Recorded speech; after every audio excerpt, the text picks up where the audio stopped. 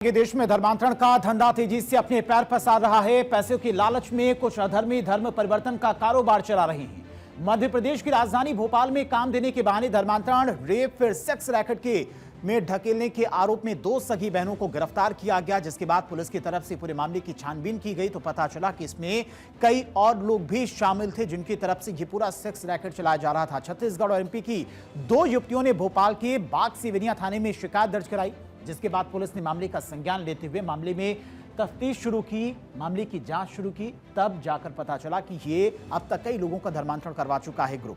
उन्हें नशीला पदार्थ देकर उनके साथ कई बार रेप किया गया, ये पीड़ितों की तरफ से कहा गया। इस्लाम धर्म को लेकर उन्हें मजबूर किया गया। और वहीं छत्तीसगढ़ की पीड़िता से इंस्टा चैट के बाद उसे पता चला कि उसके साथ भी ठीक वैसा ही किया गया है जैसा छत्तीसगढ़ की पीड़िता के साथ में किया गया था। तब जाकर पुलिस की तरफ से पूरे मामले की जांच शुरू की गई। कैसे मामले का खुलासा हुआ, सबसे पहले वो आपको बताते हैं। दरअसल पुलिस की तरफ से जब कार्रवाई शुरू की गई तो बाग सिवनिया थाने में 2 लड़कियों ने इस मामले को लेकर शिकायत दर्ज करवाई और वहीं से पुलिस ने अपनी जांच को आगे बढ़ाया। दोनों ने थाने में अलग अलग शिकायतें दर्ज करवाई थी। दोनों पीड़ितों के द्वारा भोपाल और छत्तीसगढ़ की रहने वाली दोनों युवतियां थी, जिनकी तरफ से थाने में शिकायत दर्ज कराई गई। 21 और 32 साल की दोनों लड़कियां थी, जिन्होंने पूरे मामले में शिकायत दर्ज करवाई और इंस्टाग्राम चैट के जरिए पहचान हुई। दोनों की आपस में पहचान हुई थी। पुलिस ने अमरीन और आफरीन और चंदन यादव को इस मामले में, जिसके बाद कार्रवाई करते हुए गिरफ्तार किया। 3 अन्य आरोपी बिलाल, चानू और यासिर की तलाश फिलहाल अभी पुलिस को है। इनकी तलाश के लिए पुलिस की कई टीमें लगी हुई हैं। इसके अलावा बात की जाए तो इस मामले में और भी कई चौंकाने वाले खुलासे हुए कि किस तरह से यहां पर गरीब लड़कियों को टारगेट किया जाता था। पुलिस पूछताछ में बताया गया उनका काम अमीर युवकों को लड़कियां सप्लाई करना और धर्मांतरण कराना था। वे गुजरात और मुंबई तक लड़कियां भेजती थी। पूछताछ में ये आरोपियों के द्वारा बताया गया है। उनके साथ उनके कई और लोग भी इसमें शामिल थे। भोपाल में काम देने के बहाने धर्मांतरण, रेप, फिर सेक्स रैकेट में धकेलने के आरोप में 2 सगी बहनों को गिरफ्तार किया गया और दोनों ने इतना पैसा कमाया। सोचिए, लोगों का धर्मांतरण कराकर इतना पैसा कमाया ब्लैकमेलिंग के जरिए कि एक छोटे से घर से निकलकर अपना एक साम्राज्य, अपना एक महल खड़ा कर लिया। दोनों ने बताया कि अब्बास नगर की एक झुग्गी में वो लोग पहले रहती थी और आशिमा मॉल के पास में अब सागर रॉयल विला में उनका एक आलीशान मकान, एक झुग्गी झोपड़ी से निकलकर धर्मांतरण कराकर उन्होंने अपना एक आलीशान मकान खड़ा कर लिया। और अभी तक जो जानकारी सामने आई है उसमें बताया गया पुलिस के द्वारा कि अलग अलग समय पर दुष्कर्म का आरोप लगा है इन सभी के ऊपर। रेप के जो 6 आरोपी हैं और धर्म परिवर्तन का दबाव बनाने का भी इन पर आरोप लगा है। और अगर बात की जाए रेप और धर्मांतरण की, ये 6 आरोपी हैं। आमरीन जो पहली इसमें आरोपी है, उसका काम क्या था? गरीब लड़कियों को टारगेट करना। पहले गरीब लड़कियों को ढूंढना, बेसहारा लड़कियों को ढूंढना, फिर उन्हें टारगेट करना। आफरीन जो कि उसकी बहन है आमरीन की, इसका काम था अमीरजादों को लड़कियां सप्लाई करना। आफरीन का काम था, ये अमीरजादों को टारगेट करती थी, उनको लड़कियां सप्लाई करती थी। चंदन यादव का काम क्या था? इस्लाम अपना चुका है ये पहले, चंदन मुस्लिम बन चुका है और पीड़ितों से दुष्कर्म की वारदात को इसने अंजाम दिया है और उसके बाद कई पीड़िताओं को ब्लैकमेल भी किया है, उन पर दबाव भी बनाया गया और अच्छी जगह शादी का झांसा दिया जाता था चंदन की तरफ से और उसके बाद धर्मांतरण कराया जाता था और उसके बाद ब्लैकमेलिंग का काम शुरू होता था। चौथे आरोपी की बात करें तो बिलाल, काम क्या था? ये आमरीन का भाई है और पीड़िता से रेप करता था। 5वां आरोपी चानू का काम क्या था? आमरीन का भी ये भाई है और पीड़िताओं से इसने भी रेप किया है, पुलिस की तरफ से कहा गया। वहीं 6ठा आरोपी यासिर, ये आमरीन का रिश्तेदार है। इसके काम की बात की जाए तो इसने भी वही काम किया है, अहमदाबाद में पीड़िता से रेप किया है और उन पर लगातार दबाव बनाया जा रहा था।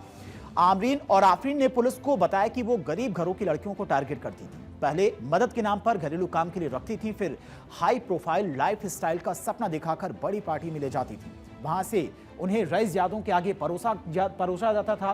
पीड़िताओं ने एफआईआर में बताया कि चंदन यादव सागर रॉयल विला में आमरीन और आफरीन के साथ में रहता था। वो दोनों बहनों के संपर्क में आने के बाद इस्लाम अपना चुका था और आमरीन और आफरीन दोनों पीड़िताओं को गुजरात और मुंबई ले गई थी। वहां भी उन्होंने अनजान लोगों के साथ संबंध बनाने को मजबूर किया गया। वे शराब पीने और एमडी ड्रग्स लेने के लिए उन पर दबाव डाला करती थी। अब पीड़िताओं की तरफ से इस पूरे मामले को लेकर क्या कुछ आरोप लगाए गए हैं, क्या कुछ पीड़िताओं ने अपनी शिकायत में पुलिस को बताया, वो भी आपको बताते हैं। दरअसल पीड़िताओं की तरफ से आरोप लगाया गया कि अलग अलग समय पर दुष्कर्म का आरोप उन्होंने आरोपियों पर लगाया। धर्म परिवर्तन का दबाव बनाने का भी आरोप पीड़ितों के द्वारा लगाया गया है और बुर्का पहनने और नमाज पढ़ने को मजबूर करने का आरोप लगाया गया है। वहीं छोटे कपड़े पहनने के लिए मजबूर करने का भी आरोप पीड़िताओं के द्वारा लगाया गया है। अनजान लोगों से दोस्ती के लिए मजबूर करने का आरोप भी लगाया गया है। इसके अलावा शिकायत करने पर हत्या की धमकी दी जाती थी। कहा जाता था कि अगर पुलिस के पास गई या फिर किसी से शिकायत की तो तुम्हारी हत्या कर दी जाएगी, जान से मार दिया जाएगा। ये पीड़िताओं के द्वारा पुलिस को बताया गया है, जिसके बाद पुलिस ने अपनी तहकीकात आगे बढ़ाई। पुलिस ने आमरीन, आफरीन और चंदन के मोबाइल फोन जब्त कर लिए। इनकी जांच कराई गई। आमरीन के मोबाइल में कई संदिग्ध व्हाट्सएप ग्रुप मिले हैं, जिनसे ये जो आरोपी थे ये सभी लोग आपस में जुड़े हुए थे और उसमें कई युवतियों की फोटो थी। पुलिस को आमरीन और आफरीन के देह व्यापार गिरोह से जुड़े होने के सबूत भी मिले हैं और उनके गिरोह में चंदन यादव के अलावा बिलाल और यासिर भी था। वो लगातार गरीब लड़कियों को टारगेट करता था, उनके साथ में पहले दुष्कर्म करता था और उसके बाद ब्लैकमेलिंग करता था। दोनों पीड़िताओं से तीनों युवकों ने कई बार रेप किया है और वो किसी को भी वारदात के बारे में बताने पर उन्हें बदनाम करने की धमकी दी जाती थी, उन्हें जान से मारने की धमकी दी जाती थी। अब पुलिस की तरफ से अभी तक जो तहकीकात हुई उसमें क्या कुछ निकलकर सामने आया है, एडिशनल डीसीपी की तरफ से इस पूरे मामले को लेकर क्या कुछ कहा गया, सुनिए। थाना बागसिवना की घटना है। यहाँ पर एक महिला फरियादिया द्वारा एक बलात्कार की रिपोर्ट लिख कर आई है, जिस पर से अपराध पंजीबद्ध कर उसमें अग्रिम इन्वेस्टिगेशन किया जा रहा है।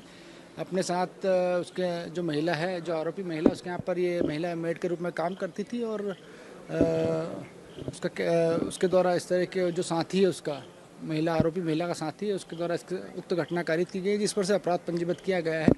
इसमें पूछताछ की जा रही है।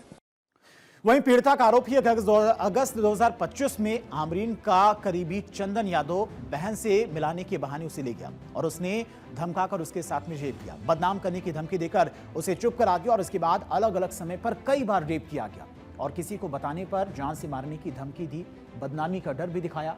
चंदन ने कहा कि मैं इस्लाम अपना चुका हूं, तुम भी मुस्लिम बन जाओ, तुम्हारी शादी अच्छी जगह पर करा दूंगा। और चंदन की बातों में आकर मैं मुस्लिम बन गई। इसके बाद आमरीन ने मुझे बुर्का पहनने और नमाज पढ़ने के लिए मजबूर किया।